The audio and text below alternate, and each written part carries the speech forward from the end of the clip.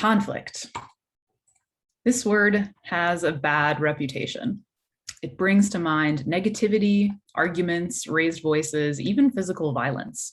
It's something most people avoid in the office and at home, with our friends and with our family, around holidays, over drinks. As a culture, we weirdly embrace both individuality and also not rocking the boat. We put teamwork, collaboration, and cooperation on a pedestal. And even as we're taking strides to embrace diversity of thought, and as we're beginning to recognize the benefit that varied experiences can bring, we as a society are still not great at how to do that on an individual level. Never in school are we taught how to have a conversation with someone who opposes our line of thinking. We're taught to debate and we're taught to write persuasive essays, but we're not taught how to take a live situation that could very well be tense and how to act or react in a way to diffuse tensions and make that conversation meaningful. Being able to identify conflict when it happens and deal with it appropriately means achieving our goals. It means finding a solution that factors in all sides and strengthens our relationships. It means we're working together towards productive change instead of just standing still. And failing to effectively manage conflict is, in a word, damaging. It breaks down relationships. It makes us less likely to achieve the things we want to. It means we don't necessarily find solutions to problems so much as an answer to the question of, well, what now? And this applies across the board, not just important and not just in business. We need to get better at how we handle conflict because it'll improve our services, but conflict management is a life skill that we could invest a lot of time into. Thankfully for everyone watching, I have a time limit. And because of this, we're only going to be viewing conflict through the lens of the agency client workplace. Today, my training is broken down into three main parts. What is conflict really and what isn't conflict? Why and how does conflict happen? And what to do and not to do about it. Part one, what is conflict? Well, I can certainly tell you what it's not. It's not inherently argumentative. It doesn't have to make you feel adversarial or defensive. It doesn't imply the presence of personal attacks or insults. It's not necessarily involving loud voices or hurt feelings. A fight is definitely a conflict, but a conflict isn't necessarily a fight.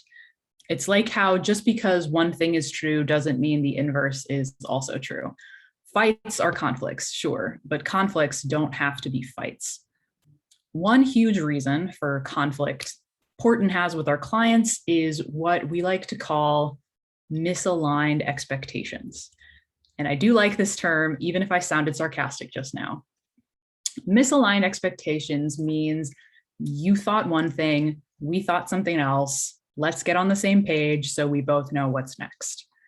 What conflict is when ideas clash.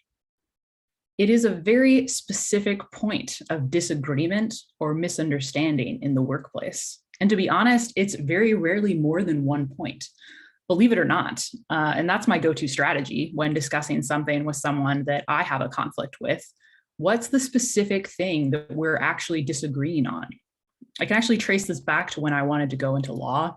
One of my majors in college was political science, and I had a lot of political discussions and debates and arguments, and drilling down to the single point of disagreement was always a great tactic to use because we usually agreed with each other on a lot of things. And more often than not, it really just came down to one point. So let's look at a couple of examples of what conflicts can look like. I didn't even have to look that hard in my inbox to find this example from last week. This email had the potential to cause some not fun conflict. Hi, everyone. I've been informed that we have $70K in paid social budget that we can use this quarter, which ends in 2 weeks. Question: is possible to spend that entire amount in a short amount of time in our current campaigns? If not, what can we spend and what can we give to SEM? Please let me know ASAP as we need to open POs for this. I highlighted the most conflict-inducing word here as I see it. It's every developer's favorite trigger word. It's ASAP. Using ASAP in the workplace is usually a recipe for conflict, and we're going to pontificate on this word for a little bit. Because maybe this looks like a difference in priorities. To the client, ASAP means this is now your top priority item. But to us, maybe it means I'll get to this once I've finished this task for another client. Maybe we're coming at this from different places and different experiences with this word. Maybe this client has never used ASAP in an email with us before. Or maybe the specialist that's receiving this email has found a lot of people overuse the word ASAP and it's lost its edge, much like the boy who cried wolf. Ultimately, it's going to come down to a misunderstanding of what this word even means. And we can either take the time to ask for clarification, we can assume we know exactly what the client means, or we can note this potential for conflict and account for this in our response. So virtual hats off to Lauren. Hi, everyone. I'm going to answer the specific questions that you asked. You didn't provide us a ton of detail, so I'm going to ask what else you need from us to complete this task. If you need a more in-depth answer, we can get it to you by a specific time frame. This is a fantastic example of what good conflict can look like. It's so good that it doesn't even look like conflict. But the fact is the client needs confirmation on something now, and they asked us in a really, really vague way. That whole email is an opportunity for a misunderstanding. And Lauren is obviously busy, so she does what she can to get them a timely response, but is realistic about when a more thorough task could be completed. And she asks both clarifying questions and includes if statements, which demonstrate she's not assuming to know the answers, and she's giving the client the opportunity to tell her what they actually mean. Another example is one that I've seen multiple times. It's less able to be captured in email screenshots, but essentially, a client will sign on with Portent and emphasize wanting a proactive strategy. Client takes charge of our meetings with their ideas and their initiatives. Portent adds our client's ideas to our planning and begins the work. Client is frustrated 2 months in and says Portent is not being proactive enough. What the heck happened? What's the specific point of misunderstanding or disagreement here? Maybe it looks like a difference of priorities. To the client, they're about performance. Anything that has the biggest impact on performance should be completed first. To the agency, maybe we really care about keeping this client happy, and we're afraid that disagreeing with their ideas will make them unhappy. Maybe we're coming at this from different places and different experiences. To the client, maybe they're used to consultants and agencies being frank about when they're wrong, but to the strategist on this account, maybe they've been reprimanded for speaking up in the past. Ultimately, it's going to come down to a misunderstanding of what the word partner means. Does a partner mean someone who consults and executes based on impact? Or is a partner someone who executes tasks that the client asks for? Now, I want you to take a moment and think about a conflict that you've had recently. It doesn't necessarily have to be work-related. Take a minute, jot something down, conjure up that memory, see if you can't figure out what disagreement or misunderstanding the conflict actually boiled down to. Because this is recorded, you can feel free to pause right now.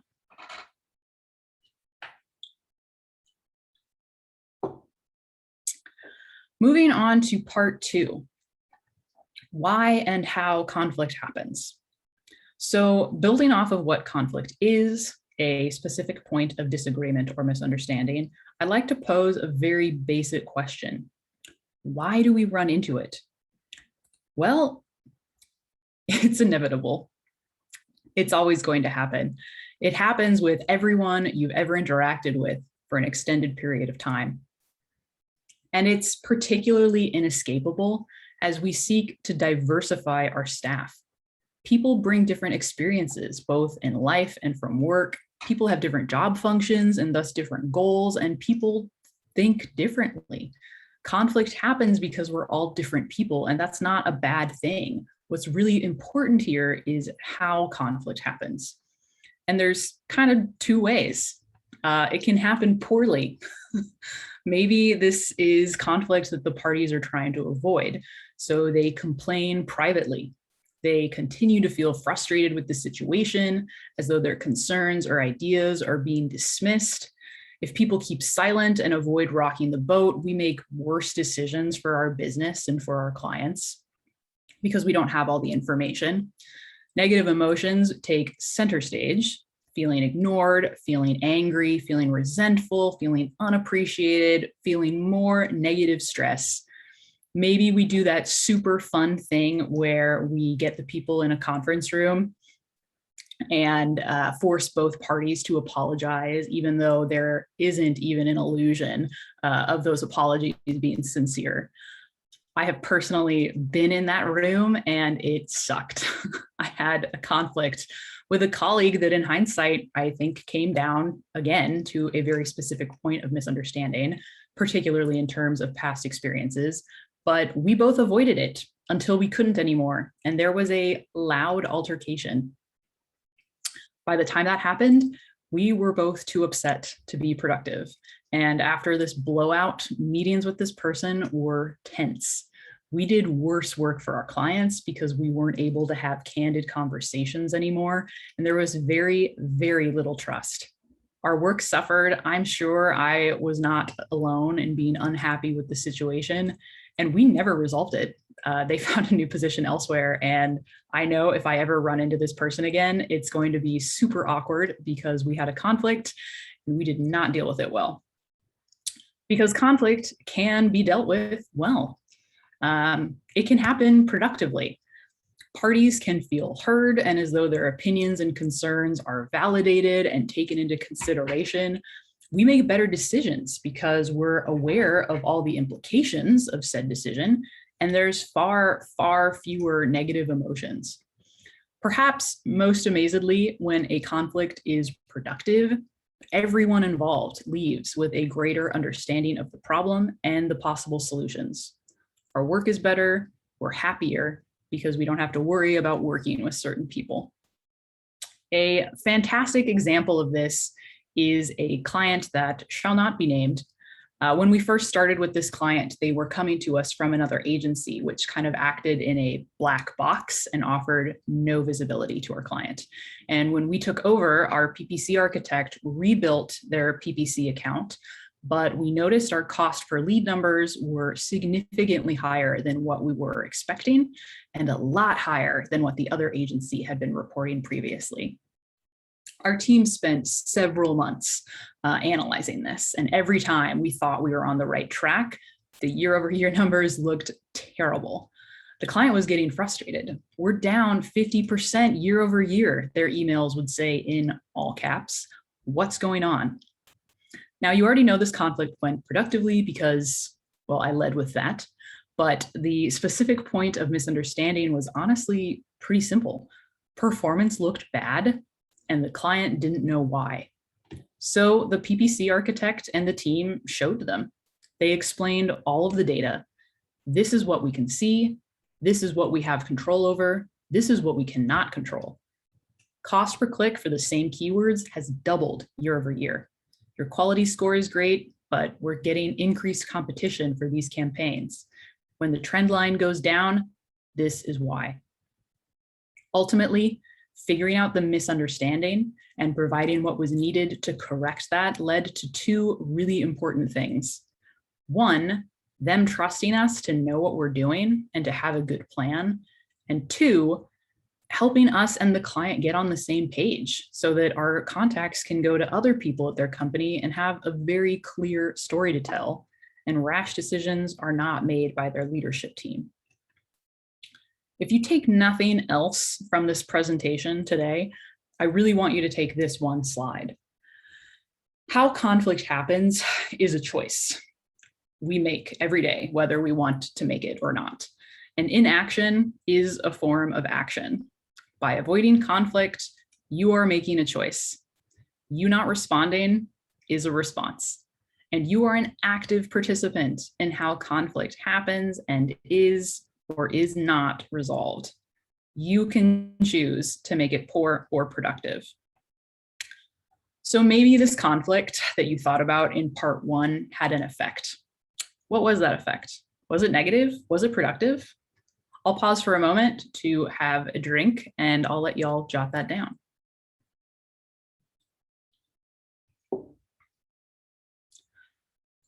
So we talked about conflict and we've established the fact that how we respond to it directly and 100% affects whether it has a productive outcome or not. So how do we get what we want out of conflict? Part 3, what to and not to do about conflict. First up, don't avoid it. This is very common coping mechanism. We're socialized to be polite, to not be too aggressive, to not be brutally honest. We're rewarded when we enter the workplace for getting along with our colleagues. The phrase ruffling feathers usually has a bad connotation. Avoiding conflict is totally natural, it's completely understandable, and it is terrible for your business, as I can personally attest to. We need to work towards getting over this socially ingrained inclination so that we can make progress.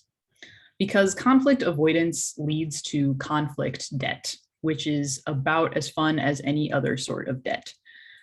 Leanne Davey from Harvard Business Review introduced me to the concept of conflict debt from her article in 2019. She defines conflict debt as the sum of all undiscussed and unresolved issues that stand in the way of progress. Instead of avoiding conflict, let's reframe it. Instead of seeing conflict as a bad thing, let's embrace it as necessary and let's encourage it as part of progress. Conflict is an opportunity to listen and to learn. And in case it's not clear to anyone listening to this, different roles at your company are supposed to experience conflict. At the top, we have our Director of Client Services. Her role puts client experience first and foremost. Heading up project management in the bottom right role puts internal processes and how we do the work first. And finally, our VP and our fearless leader, his role puts the financial health of our agency first. His main focus is our bottom line. These 3 people should be experiencing conflicts regularly. Otherwise, they're not advocating for their perspective. When our senior leadership team experiences conflict and communicates effectively instead of passive-aggressively canceling one-on-ones, they all understand the issue better. The solution that they end up going forward with is one that takes into account all of these perspectives. Another example of how different roles should have tension and conflict is this triangle. Client partner's primary motivation is the overall strategy and the client relationship. The strategist's main focus is their channel and improving performance. And the project manager is concerned with how this work is all going to get done. And in the middle is the client. Each role represented here has a different primary motivation. And even though I'm a client partner, I would not dream of trying to imply which goal or role here is most important. They're all important. That's why we all have the jobs we have. These primary drivers are all needed to be considered. These primary drivers all need to be considered to do the best work and to get the best results. So with that in mind, don't get angry at someone for doing their job and advocating for their role or department. And that goes for clients too, since they also have jobs and KPIs and bosses. Don't feel attacked when someone presents a different perspective. And if you feel yourself getting defensive or angry, do remember that we're all on the same team. We all have the same ultimate goal, whether it's making a client's website successful, figuring out a way to be more efficient with ad spend, or whatever it is. We all want the same thing, and our ideas about how to get there deserve representation. When you feel yourself getting upset, take a step back and remember we all just want to do good work and not kill ourselves at the same time. To quote one of our emotional intelligence trainings from earlier this year, we're in the business of creating positive change for our clients and working well together. We just may have different ideas about how to get there. Another way to phrase this is assume positive intent. And another quote I want to pull is from our PPC architect when I spoke to him about his experiences with our client mentioned in part 2. I think I asked some super insightful question like, how did those all caps emails make you feel? And our architect said, I knew her frustration wasn't directed at us. Oftentimes, frustration comes from feeling as though we're not going to reach our end goal, but not necessarily with the individual players on the team. This leads perfectly to my last point, which is to start at the end. What is the point? What's our end game? Why are we arguing about this? What's something that we can all agree on? And can we work our way backwards from there? I don't want to imply that hindsight isn't important, but it serves a different purpose. Looking at how did we get here is super useful for informing your future actions, but in the moment, if things are tense, if you get an all caps email or one that uses the acronym ASAP, we need to ask, what is our end goal and how can the different people involved help us get there? And this almost includes my training today. I say that because I want to summarize some items. The key takeaways that I want to emphasize are conflict is not fighting. It's an inevitable side effect of getting diverse people and job functions together.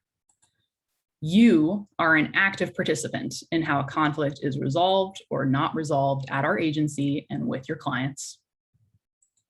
And when in doubt, remember that we're all on the same team. Find the common goal that we agree on and work backwards. And lastly, to help personalize this, what's one thing that you want to walk away from this training with? Is it how you handle angry client emails? Is it how you cooperate in internal meetings? Is it what you're communicating to your manager? Take a moment and jot it down. Thank you so much to Portent for giving me the opportunity to deliver this training, and have a great rest of your day.